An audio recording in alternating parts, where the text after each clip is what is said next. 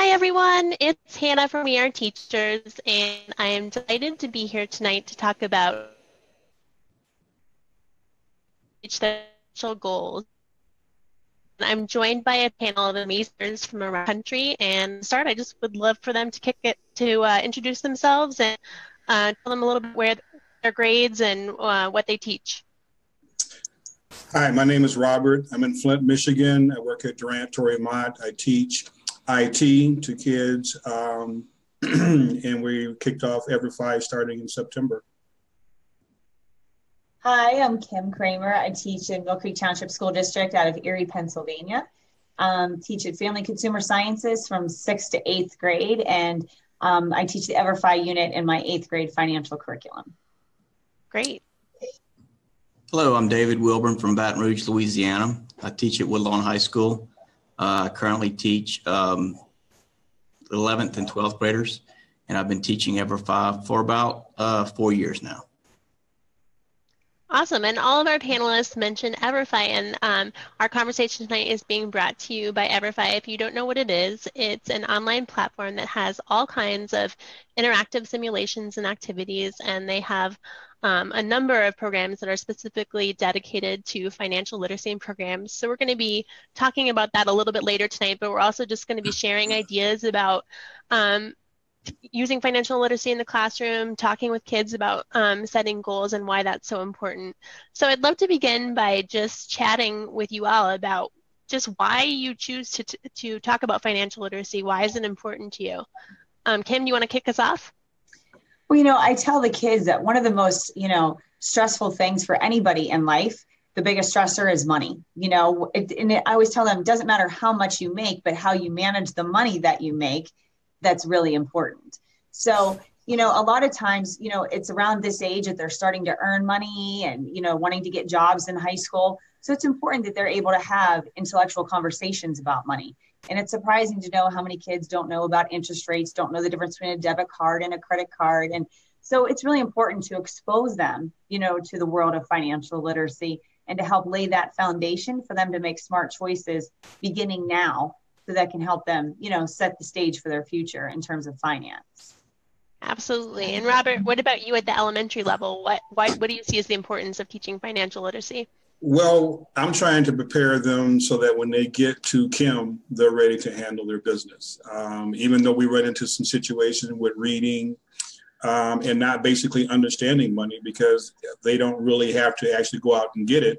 But I think the earlier that we can plant that seed, the earlier we can give them that type of exposure through Everfi in the real life situations that we see on there.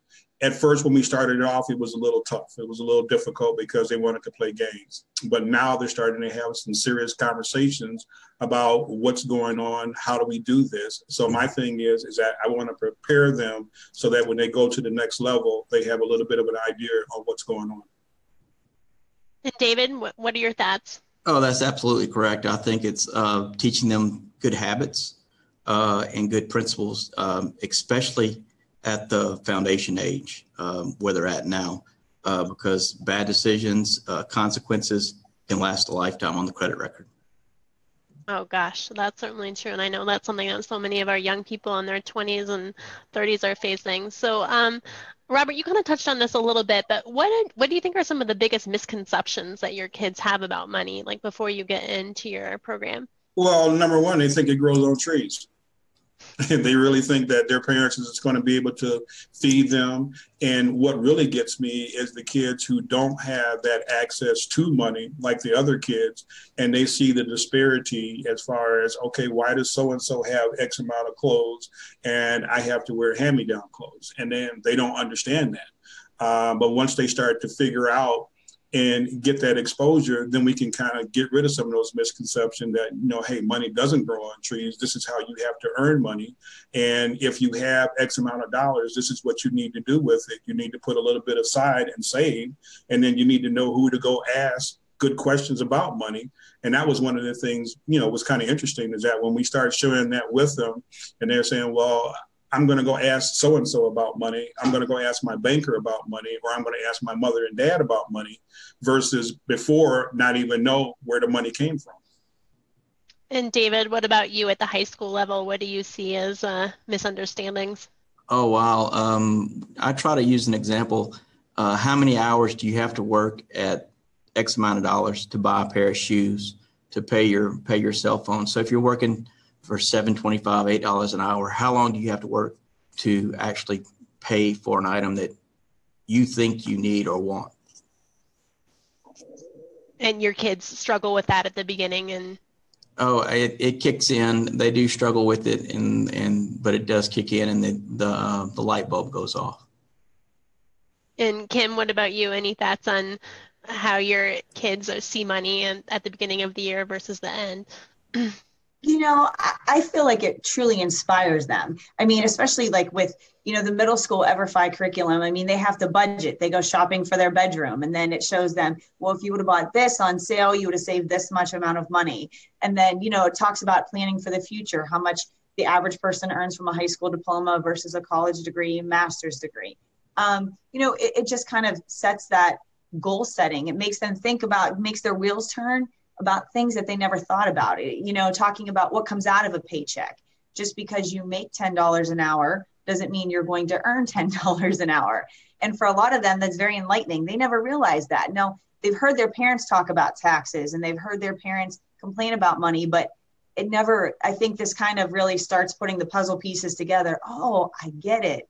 And then that's what I love, is that they can now start to have those, like I said earlier, intellectual conversations with their parents, or understand when they're overhearing things about finances and money from their parents, what makes sense. And, now they kind of understand it. And I think they think twice about saving and spending after they have this unit. And that's what I love. And even their parents, have said so much to that, to me, about making their kids think about money, and it's funny because even the kids are giving their parents advice after taking the unit, which is great. Yeah.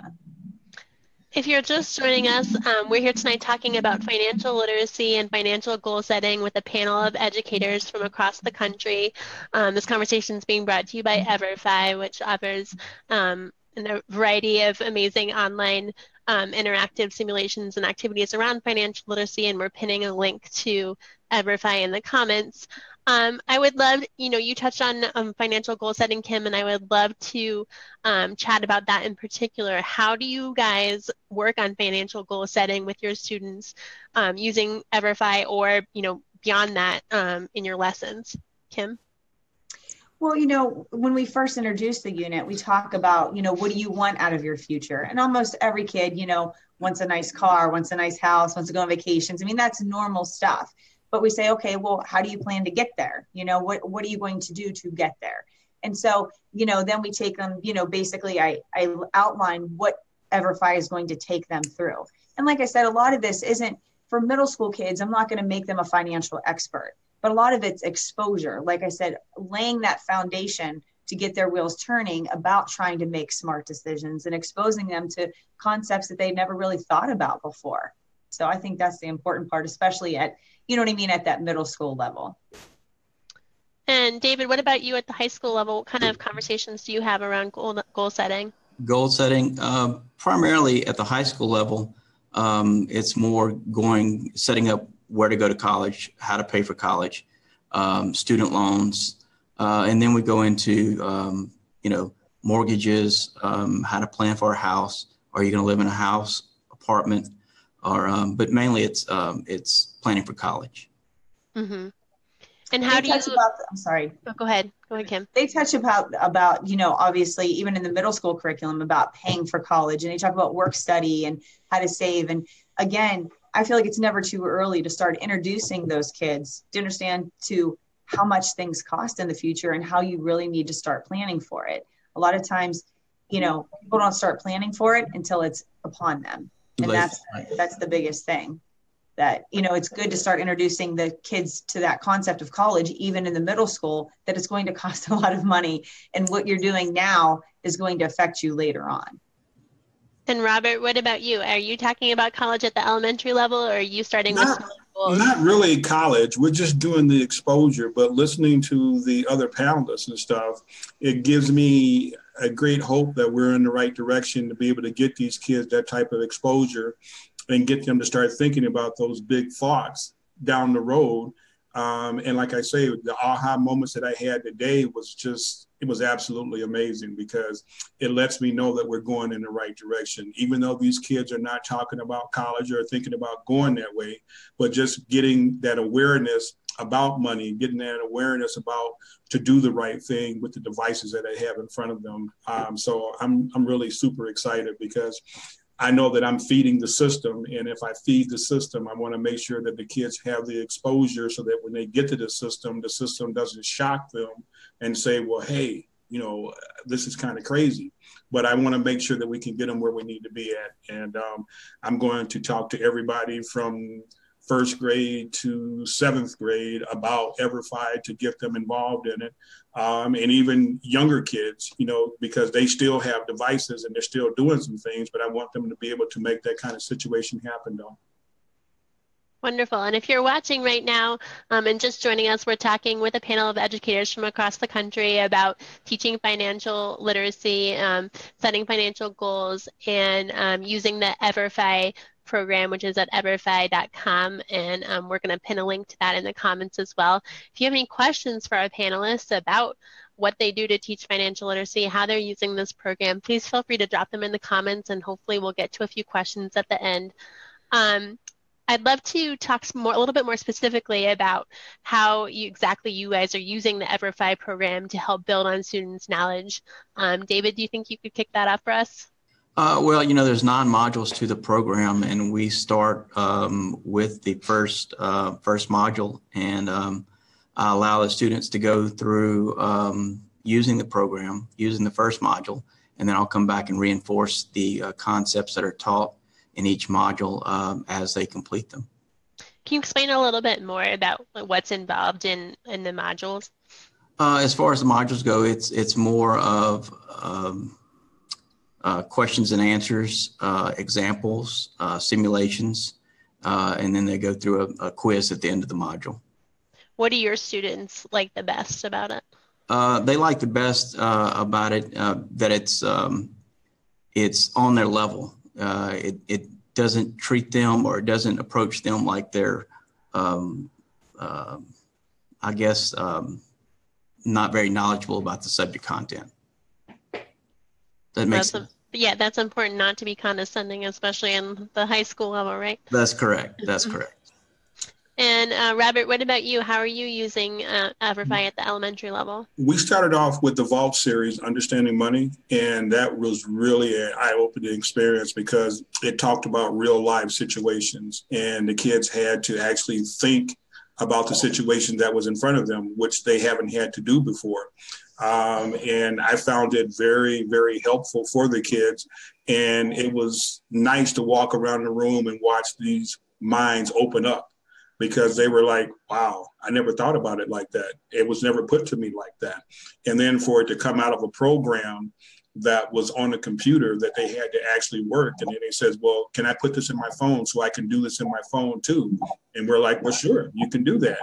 And it really made a big difference in these kids when they started thinking about, okay, I need to understand money. I need to figure out what I can do and what I can't do. And if I got $20 and at the end of the week and I spend X amount of dollars, how much am I going to have left? And then to be able to go do something next week. Those kind of things there really made a huge difference with these kids. And I can't wait to get back in there and get them fired up again. Can you give an example, Robert, of like the type of activity that's part of Vault? The one activity we were doing was actually, if you got, $5 a week, okay, and at the end of the week you saw these pair of shoes that you wanted to be able to get, did you go buy these pair of shoes and not have any money for the rest of the week? Or did you put some money aside so that you could do some stuff the next week? And most of these kids will come to school with money and then they'll spend it and not have any money to go like to the movies or go to the mall. And that's what they do. And then most of these kids are getting fed money through their parents, and they have X amount of dollars, and then they don't understand that they need to save some of that money to do some things later on down the road. So we talk about doing that and using the program that kind of gets them an eye-opening experience because they're like, wow, I never thought about it like that. I just figured that, money grows on trees and I'll just spend it. Right.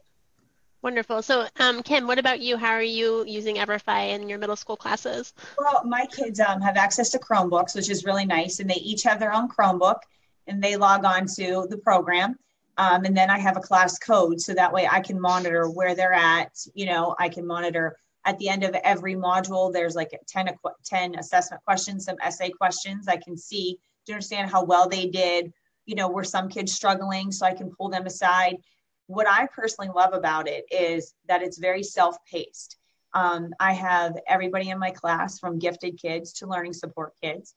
So it's nice because, we have earbuds and they log onto their earbuds and it reads everything to them. The avatar that they choose reads everything to them on the screen. And I think they like that because it's interactive and it's something different. I've taught financial literacy basically for 19 years in family consumer sciences in the 8th grade unit. And by far, my students love this the most. It's the most interactive, most interesting. And then, everybody finishes at a different time. Everybody's on a different level, but that's what differentiation is all about. And, and I'm constantly circulating the room, seeing where kids are at. And sometimes, I have to take a kid aside and I'm explaining things. Maybe they need a little bit more further explanation or a little bit more examples. And I can do that, but I'm not interrupting everybody else because they have their earbuds on and they're, at the place where they need to be at.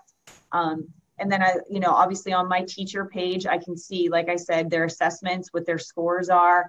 And then they also can retake all the assessments, which I love. And I love that they can access this not only at school, but at home with their login information. And, some teachers don't want their, parents helping them. I'm all about their parents helping them with the financial curriculum because that elicits conversations with their parents. And then their parents are actually learning about what we're teaching in family consumer sciences. And then I can have conversations with them. And then the students have conversations. And then the more exposure they get. So for students who are absent, it's great because they can log on at home. I mean, I love the program. Love it. That's awesome. I love that it really gets the dialogue going between all the stakeholders. That's wonderful. We have an awesome question from our audience here. The question is, how do you make room for financial literacy in an already crowded day and an already crowded curriculum?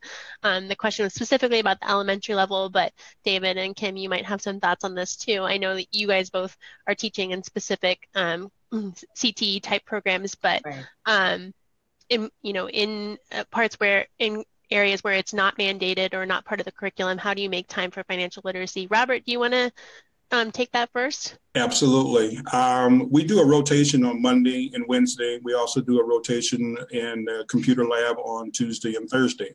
Those days there are specifically designed for the kids to actually come into there, and that's what we do. We do Everfi on those days.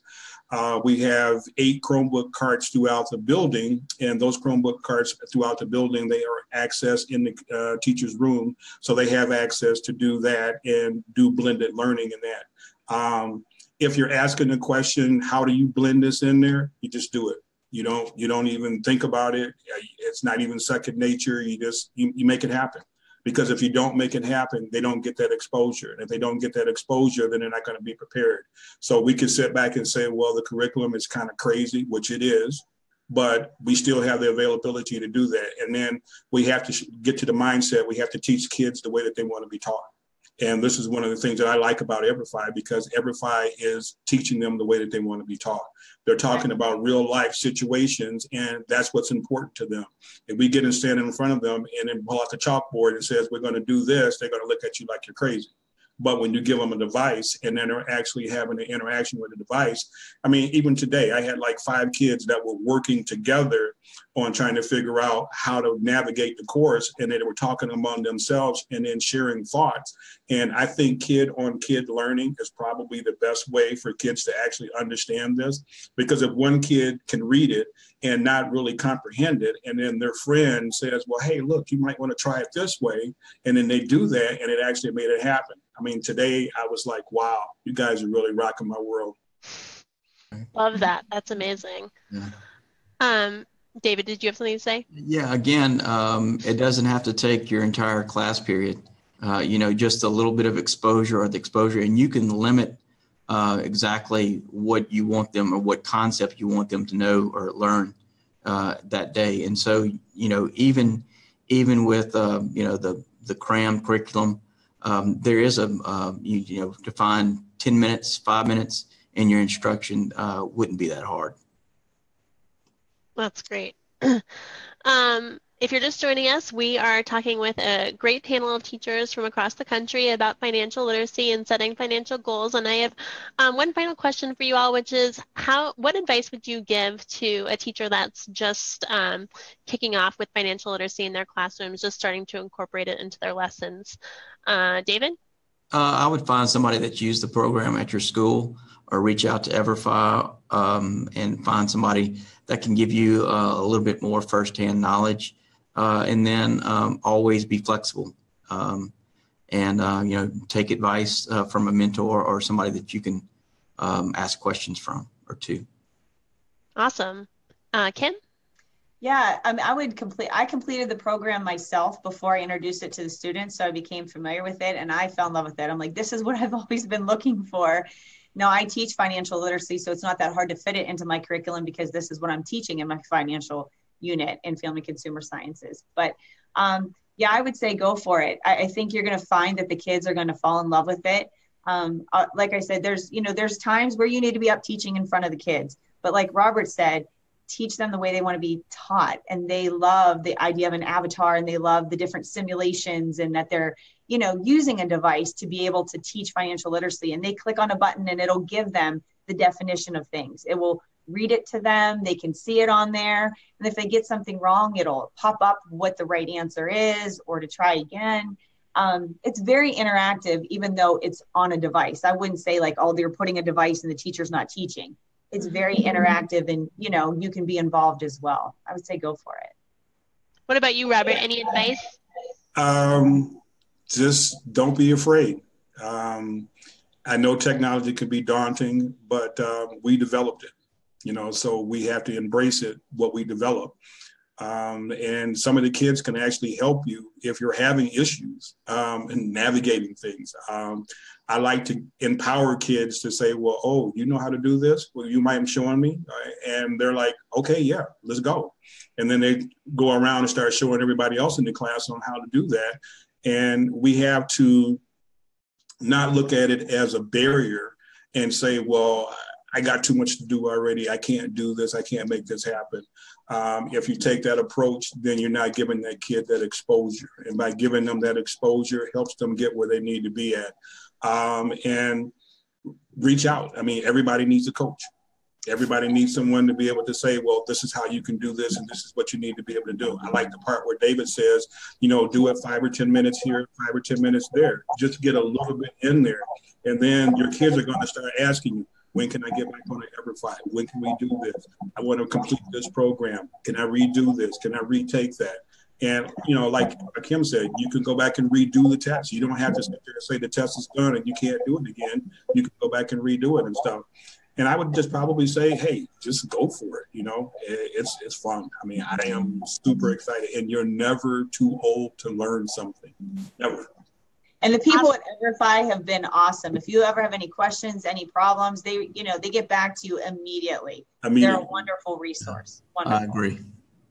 Well, thank you so much. It's great advice from our panelists tonight. If you want to check out the program that everyone's been talking about, you can go to everfi.com and we're pinning an exact link in the comments for you to check out. So appreciate you guys chatting with me tonight, and yeah, have a great night. Thank you. Thank you. Good luck to everybody. Good luck. Good luck. Bye. Happy New Year's.